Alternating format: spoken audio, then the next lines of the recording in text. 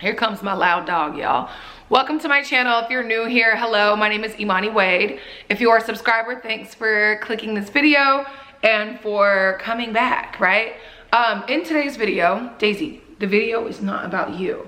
I do want you to see her though, because she is kind of cute. Yeah, trying to be cute. I want to talk about how to write your story.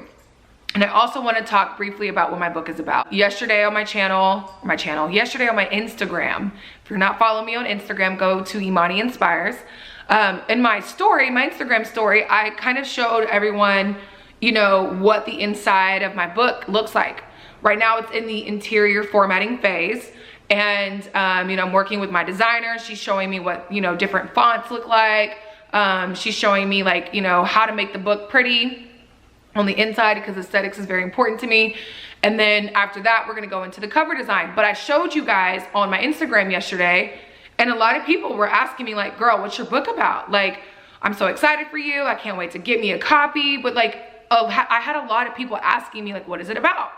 And I realized like, I haven't really told y'all about that. Like I haven't really spent time on my channel talking about my book. And I also just feel like there's so many people, men and women, who have a story inside of them that don't know how to share it in a way that connects and engages readers and also releases healing for them, for the reader and for the writer. So I want to talk about that on today's video. So if you want to read my book, hang out with me. Or if you're interested or curious to see what it's about, hang out with me today. And if you feel like you have a story inside of you to write, hang out with me, okay? Or if someone's ever told you, girl, you need a book, or dude, bro, you need a book, you know, hang out with me.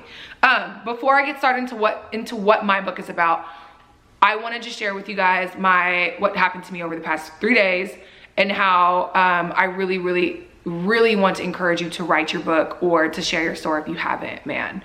Dude, I'm watching Rhythm and Flow, okay? Love it. Like literally I love music, but I love the fact that, you know, people have an opportunity to go after their dreams to be a rapper and pursue that in a way that really does propel them and catapult them to get to their dream and destiny. You got shows like The Voice and blah blah blah, and that's cool, but a lot of times those are just for singers, not necessarily rappers. So anyways, as I'm watching the show, like literally 99% of the contestants on the show all have a story. Like everybody has a story. But I mean, I'm watching it, I start crying because some people's stories like literally just have me teared up, and they're turning to music to express it. And that's awesome because they're getting it out. But a lot of people don't have the gift to be a musician, a poet or whatever.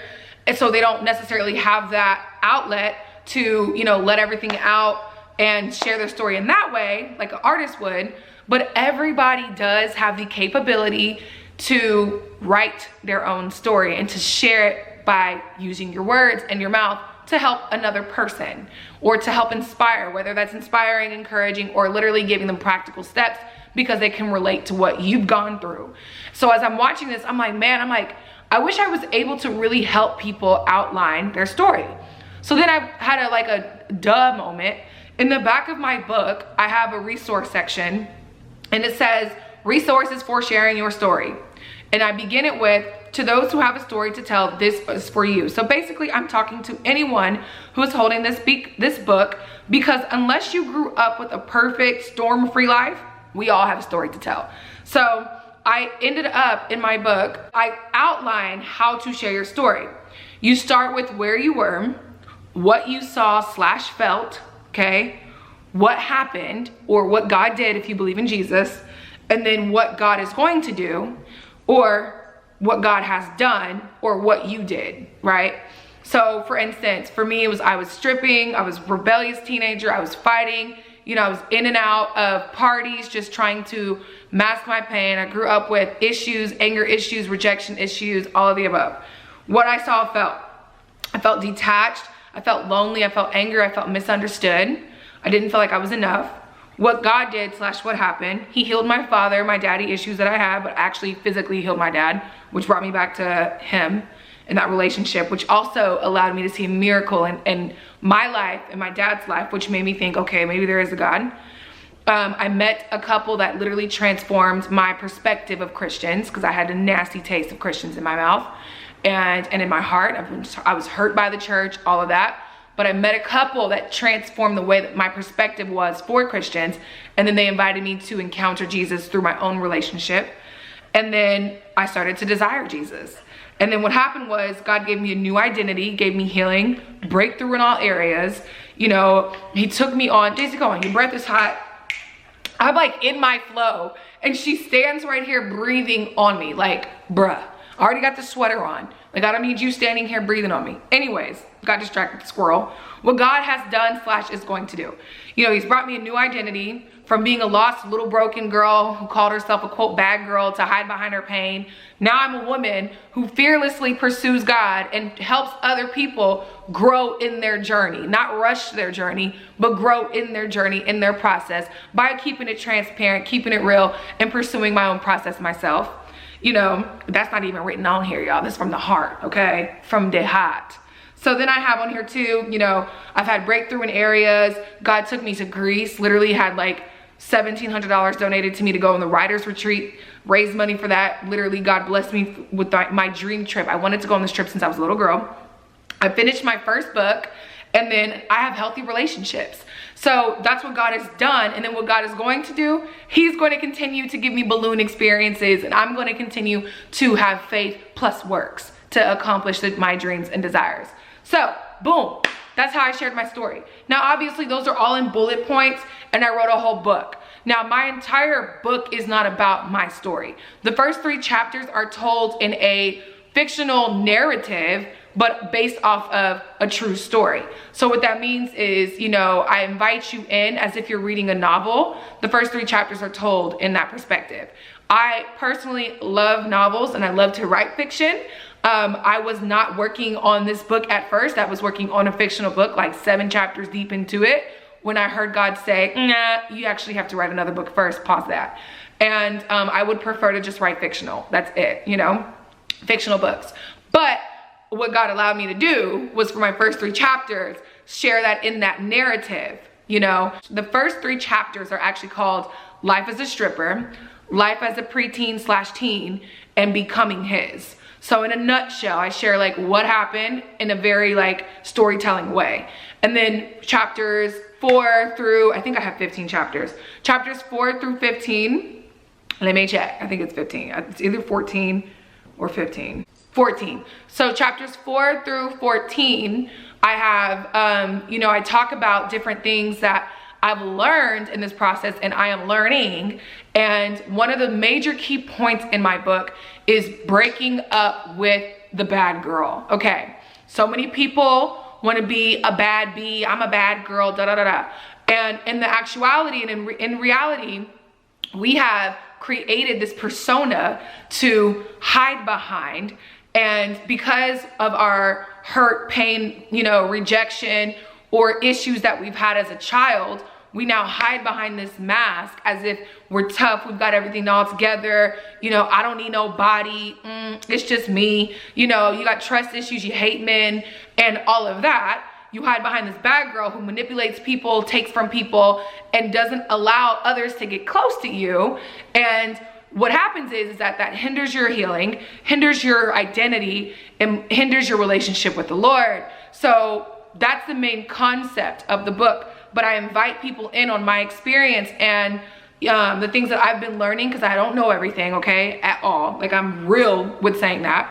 On breaking up with the bad girl blues, mindset makeovers, the good girl identity crisis. Because just because you're not a bad girl doesn't mean that you should be a good girl. And the good girl identity crisis that I talk about in the book is trying to be perfect, earn God's love, act like you're a cookie cutter Christian and I'm just so great, and you're judgmental to everybody else.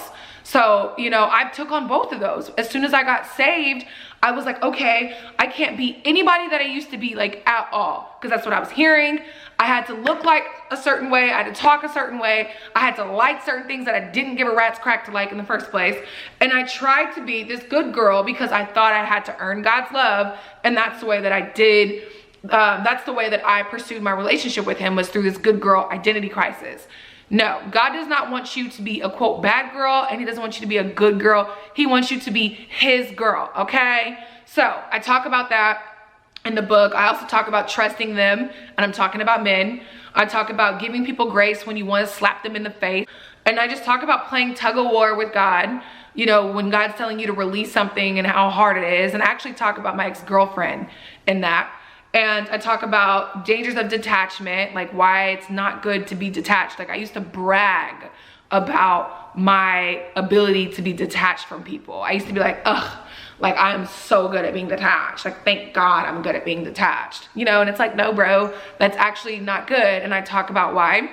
And it has a lot to do with when you're detached with other people, you're probably detached to yourself. So anyways, so yeah, and then I have the different resources in here, scriptures for your soul, you know, quick prayers for writing and sharing your story, and then resources. So yes, y'all, that's what my book is about. I'm like literally fired up to publish it. I already know that I'm going to have a lot of good feedback, but I'm also going to have a lot of backlash, because that's just, anytime you do something for God, the enemy is right there like shooting arrows, bro. Like that's why you have to pick up your shield of faith. You have to pick up your helmet of salvation. You have to put on the belt of truth, the shod, this what's it called, the sword of the spirit. You know, you have to walk with peace and have your shoes of peace on, like literally your armor of God whenever you decide to do something that God is telling you to do. Otherwise, you can sit back and, you know, retreat in fear. I don't have time for that. Literally my entire life has been fear-led, and I have been a follower to other people and their desires for my life, and I have literally operated with fear. No, not anymore, girl. And I hope that you would do the same thing. If you feel like you need to get serious about writing your book, whatever it is that God is telling you to write. If you feel like, if it's not writing, maybe learning how to be a better public speaker so that way you can speak, okay, and help other people out. Or even if you just feel like you're supposed to be more open about what you've gone through to your friends, your family, your coworkers, whatever, own it. Like, you never know what you have gone through if it can help someone else. You never know what God is going to do when you decide to be confident and to just own your story. What you've been through does not define who you are either. Like, that is something that I had to learn. And as I was writing my book, as I'm revisiting certain memories, like I had to literally release, cry, heal, you know, cuss the enemy out, like literally forgive people, forgive myself. When you write your book and when you go through the things that have happened in your life, like you're going to get attacked with lies from the enemy, but you're also going to get some healing, like literally healing. I know I keep saying literally, I hate when people do that, but here I am. Anyways, so I hope that really helps you guys, for anyone who feels like they're supposed to write their story, and for those of you who are fired up with me for my first book. I am legit excited. I want to publish it in December because I got saved in December. December is my daddy salvation, best friend anniversary with God. I call God Abba, Father, or Dad. I call God best friend. He's also my provider. So that is my anniversary with all of that, all of who he is, in December of 2015. So that's why I want to do it. Just do it in December, release it in December. I was initially going to do it in October because that's my birthday month. But like, girl, no, let that be your birthday month. So with that said, be on the lookout. Anything can change. I'm really just trying to go at God's pace with this too. It could be, you know, published at a later date, but I don't feel like it will be. But yes, thanks again for watching, subscribe. And if you want to share your story in the comments below, I love to see it. Please don't be scared to do that. All right, guys, thanks for watching. Bye.